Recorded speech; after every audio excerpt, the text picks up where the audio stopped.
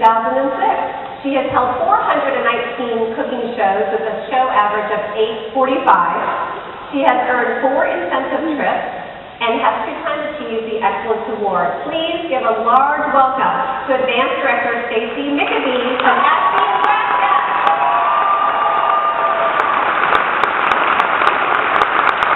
And our third panelist has been, I feel like I'm doing a dating show here. Isn't there a dating show for this? Our third panelist has been the Pampered Chef. It has been part of Pampered Chef since 2000. She has held 1,136 cooking shows and has a show average of $816. She is a 7-time Excellence Award achiever and has earned the incentive trip every year since she has joined Pampered Chef. Please give a warm welcome to Advanced Director Sarah Peterson.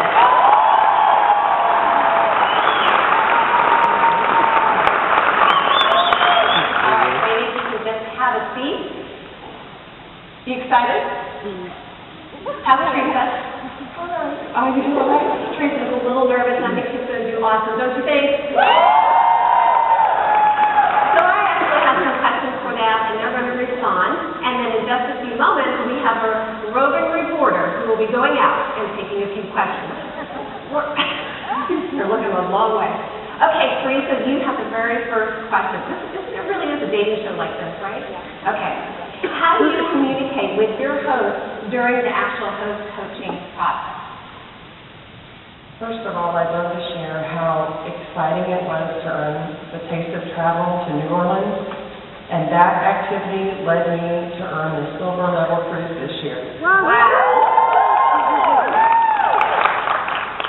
For you to achieve great goals this year, your host coach process must be mastered.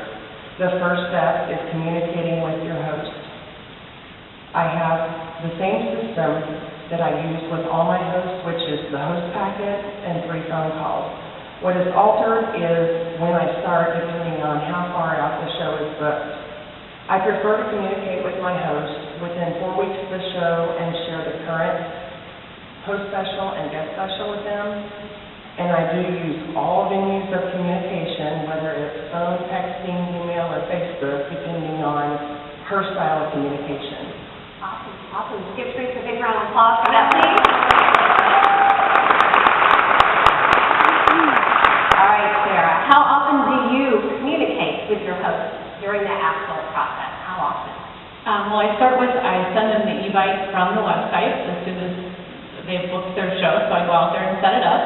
Then they receive their host packet about a month ahead of time in the mail from me. About 3 weeks out, I then call her, and we go over the host program at that time, and we pick out a recipe as well. I do think 3 weeks is important because we want her invitations to go in the mail or be sent 2 weeks out, and so if you wait until that 2-week mark, you kind of stress them out. So call them sooner rather than later to do the host coaching. And I then send an email. I usually get her guest list via email. I do send out the invitations. So I get the guest list from her 2 weeks ahead of time, so there's a small communication there. I don't send her the the ingredient listing until a week ahead of time, because in there I have her remind her that I want her to make reminder phone calls. So I purposely don't send her the ingredient listing because there's also a blurb in there about reminding her that if she has 7 outside orders before I get there, there's an incentive for her, and to please make reminder phone calls to the people that she has not heard from. That's about a week out, and then a day or 2 before the show, another phone call or a quick text to find out how many guests she's expecting, if she has any questions about the ingredients, and to see if she's reached her 7 outside order goal. Awesome. I love how you try not to stress her out. That's probably a good thing. All right, question number 3 is for Stacy. What tips do you have for getting your host to invite a lot of people? Because we know that's key. The larger the guest list, the larger the attendance. Okay, I encourage my hosts to invite people from church, coworkers, neighbors, friends, families, etc.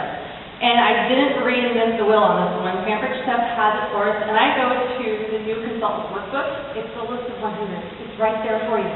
So I use it for 2 reasons. The first reason is they have a lot of good ideas. But the second reason is I've recruited a lot of hosts in my career. And so when I use the list of 100, I am getting half of their first assignment with me as a new consultant done. And I say half because I want my host to invite at least 50 people to the party. And I tell them when they do this, I will pay for the postage. And so that has really encouraged them. I think for my last show, I had 60 people on my guest list, actually. So I just tell them, when your host sales are up, or your show sales are up, I emphasize that to the host in the rewards program. I direct her attention to that. It's going to be beneficial to both her and me. And only a third will be able to come, so not get freaked out, because you'll have plenty of room and you'll have plenty of food. Because the distance is a barrier in my business, I have to make it worthwhile for me and for my host when I leave the house, because I'm going to drive 60 to 120 miles one way to do a show sometimes. So I have come to the conclusion that this business is not magical, it's mathematical. I love that. I love that. This business is not magical, it's mathematical. And do you think Doris would have driven 60 miles on her first show? Think about that. You were probably laughing when you saw that it was only 10 miles. Awesome, awesome. Okay, Theresa, how do you actually manage the invitation process? Because there are a lot of resources and ideas out there. I strongly believe in the actual invitation process, and my first preference is the postcard invite. I think it's the most personal, and it gets the most people at a show. I encourage my host to send me at least 2 to 3 weeks ahead of time their guest list so that I can mail out their postcard invites to everyone. Now, sometimes they don't have addresses for everyone, so I sometimes use either e-invite or Facebook, or I encourage her to use a combination of 3, depending on how her guests will best communicate getting the invite. We as successful business owners need to embrace new technology, also doing what works for us. So, I reside in rural Missouri, so I too have to rely on what works, but also embrace new technology like Facebook and texting. Awesome, that's great. We mix it together. Thank you. That's the next one. Okay, Stacey, we know it's important to get the invitation out, but even more important to remind them because people tend to forget. Okay, so I'm sure like most of you, we're all busy people in this world. We have lots of commitments to do, children, husbands, whatever. So I have found a useful tool that I've implemented in my business, and I like to think of this as my 3-step plan. So the first step is I'm going to offer this complimentary service to my host. I let them be aware of this in the first host coaching call, sometimes even when I'm booking the show, just to get their minds on it. And this is, you have kind of 2 options really. You can go to postcalls.com, and there you can purchase 500 calls for $37.50, or you can go to phone e-bite, and I think the cost is really comparable. I have found this a great investment and time saver in my business. The service allows you to type in their name, you can put in their phone number, and then record your own voice recording. You set the time and the date you want it to be sent out. And then the next step in my 3-step plan would be to remind the host when they are sending the guest list to me to get the phone numbers included on there. Because again, I remind them I'll send that notification out 1 to 2 days prior to the show. And then finally, if they do not do this when I receive the guest list, then I again remind the host that they're going to have to go ahead and do those reminders, whether they send text, Facebook, reminders, or whatever to their guests. And I actually learned these great tips, or I implemented them because my director, Kayla Peterson, told me about them. So. Oh, so you're a good student and a good trainer at the same time. We love that. And I like that you are probably working very effectively to save you time by using different systems. Okay, Sarah, this is my favorite question. I know we worked on this and kind of came up with it because I hear so much about the $1,000 show. So I would love to know how you encourage your host to have an effective show, but really striving for that 1,000. What I have found, and this is not my idea, I got this from going to a peer director meeting, I do offer an incentive product, roughly around $15, $17, something similar to the small bar stand, flexible cutting mat, something along those lines, when they have 7 outside orders before I get to their show that night. And it does have to be ahead of time, it's not on the backside, it's 7 outside orders before I get there. I tell my host that it's really fun to start your show off with some sales ahead of time. And I find that it takes some pressure off of her, because most hosts' biggest concern is that no one's going to come. And I'll ask that, is that what you're afraid of? And she always says yes. So if you start your show with sales ahead of time, she's not worried worried about who's coming, who's not coming. She can just relax and have fun. I hardly ever get to a show where there's not some sales ahead of time. In fact, lots of them don't stop at 7. I recently got there on Monday night this last week. She had 11 shows, outside sales, and when we were done, she had a $1,300 show. So something is an incentive, so they have a goal to be working towards, is what I have found is very effective. I, too, invite or encourage my hosts to invite everyone near and far, because of our great online option of ordering, they can choose to have it sent directly to them. I think lots of hosts think that they only can invite people who can make it to the actual show that night. So near and far is really good. And I do tell my hosts that the reminder phone call is probably more important than the invitation itself. I've heard lots of stories, many of you have too, emails that never made it to their destination. The postal system does not always work the way that we want it to. I've heard husbands who've thrown the invitation away, not trying to be mean, just thinking it's advertising, not realizing it's an invitation. So sometimes that reminder phone call is the only time that person knows that they've been invited.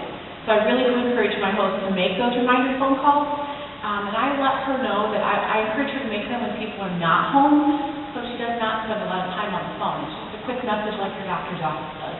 Hey, this is Sarah. I haven't heard if you can make it to my show tomorrow night. I'd love to see you. Something quick and simple. And then I tell my host, this is meant to be fun, not stressful, and so I ask her please not to stress over the extras. If she wants to serve additional food, she can, but it's not required, and that it's okay to buy something purchased. I tell her peanut brownies or store-bought cookies, things like that go a really long way. She doesn't need to stress herself out over the extras. So anything to make it simple. And I do these sound like simple things, so that she's going to want something for her guests to drink. And I encourage you to go paper and plastic so it's not enough, when we're all done. Something that's as simple for her as possible. Awesome. You guys obviously have great answers, but I know throughout the morning, Dan and myself have people ask us questions that they would love to know about the host coach process. So I asked Dan, our new reporter at the Pampered Chef. You can't interview all of them because they have somewhere to go. And before he asks the questions, I do want you all to know that these ladies were nominated and selected based upon their expertise. So I hope you took a lot of notes because obviously it's working. We have a team leader who's already up here and is going to be on her second trip. We've got people that have been excellent award achievers in multiple trips. And so before we take the questions, we just want to appreciate your excellence and appreciate the nomination and time that you guys gave us.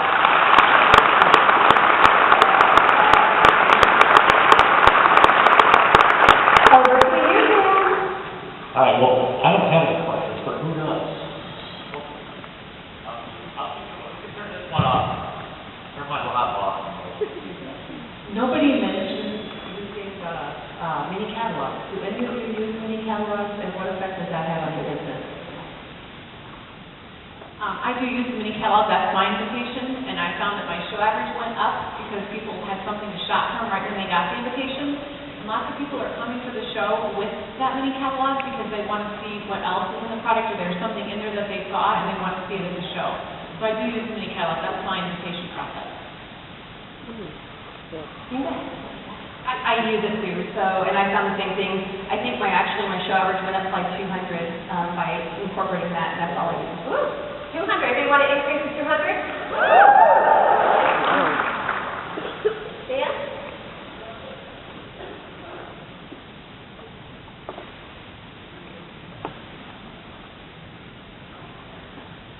Have you incorporated the carry less, sell more yet? Yes, I have. I take one trip in the house, one bag, and it's all right there. Absolutely.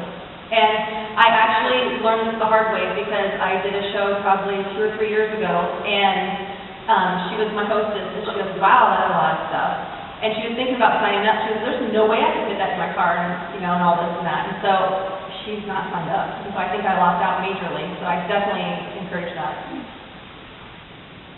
I agree. I had to learn the hard way too. I used to think, oh, they're going to want to see this, they're going to want to see that, oh, that's me, I got to take this. And that really doesn't matter. The easier you make it look, the easier it is on your host, the less stressful it is on her, and the easier it is to recruit people because you don't want people thinking, I could never do that. That's a lot of stuff to carry. Well, I could never do that. So it is much better. I get a lot of when I get in the door, they'll say, oh, do you need help? And I say, no, that's it. And I'm like, oh, so So that people are surprised when you can make it in the door once. I think that really does help. I actually would not be surprised